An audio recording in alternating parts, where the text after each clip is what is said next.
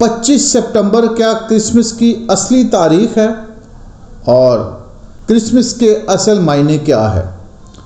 تاریخ میں مختلف روایتیں ہیں حضرت عیسیٰ کی پیدائش کے حوالے سے۔ ہم اس کے اوپر آج روشنی ڈالتے ہیں۔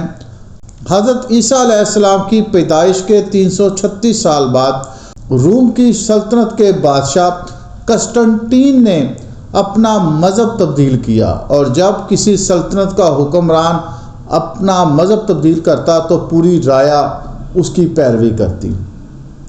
تو روایت یہ ہے کہ قسطنطین نے جس وقت اپنا مذہب تبدیل کیا اس پر دو قسم کے دباؤ تھے۔ ایک، وہ فائنانشلی طور پر اپنی حکومت قائم نہیں کر پا رہا تھا۔ دوسرا، اس وقت کی کرسچن کمیونٹی یا کرسچن جو سلطنتیں تھیں ان کے ساتھ اس کو مقابلہ کرنا پڑتا، تو اس نے اپنا مذہب تبدیل کر لیا تاکہ ان دونوں معاملات کا حل نکال سکے۔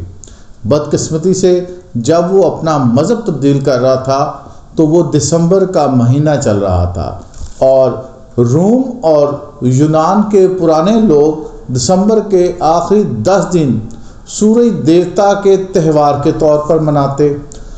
اب عوام مذہب تبدیل کرنے کو تو تیار تھے، مگر جو ثقافتی تہوار تھے اس کو روکنا مشکل تھا۔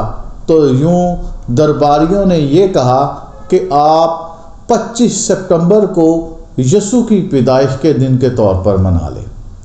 یہاں پر مزید جو آگے جا کر میں آپ کو بات بتاؤں گا، ایک اور روایت اس مسئلے میں داخل ہو جاتی ہے اگر پچھلی روایت کو ہم اگنور کر دیں یا نہ مانیں۔ تو اگلی روایت یہ ہے کہ اس وقت حضرت عیسیٰ علیہ السلام کی پیدائش کے بعد 2 قسم کے کیلنڈر کرسچن کمیونٹی میں چلتے تھے۔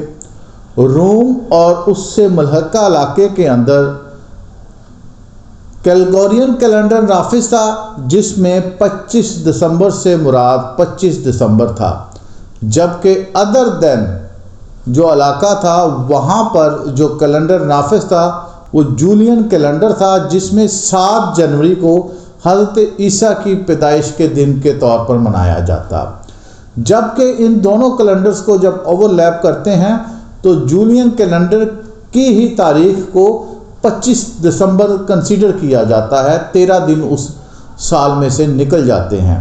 تو یوں کہا یہ جاتا ہے کہ حضرت عیسیٰ کی پیدائش 7 جنوری جولین کیلنڈر ہے اور کیلگورین کیلنڈر کے بقول یہ 25 دسمبر ہے۔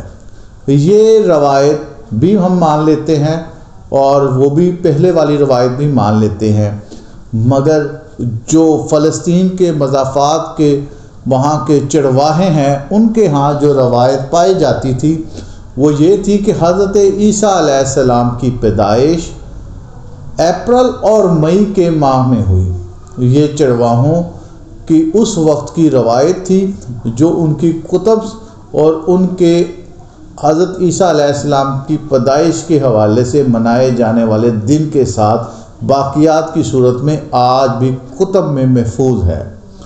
تو ہم جو تاریخ میں سب سے بہترین ایویڈنس جو اس وقت پبلک ہے وہ 25 دسمبر ہے، جو حضرت عیسیٰ علیہ السلام کی ولادت کے 336 سال بعد منایا گیا، اور اس میں دونوں روایتیں اپنی جگہ قائم ہے، ایک کیلنڈر کی ڈیٹ کے ڈیفرنس کے ساتھ اور دوسرا مذہب کی تبدیلی کے حوالے سے۔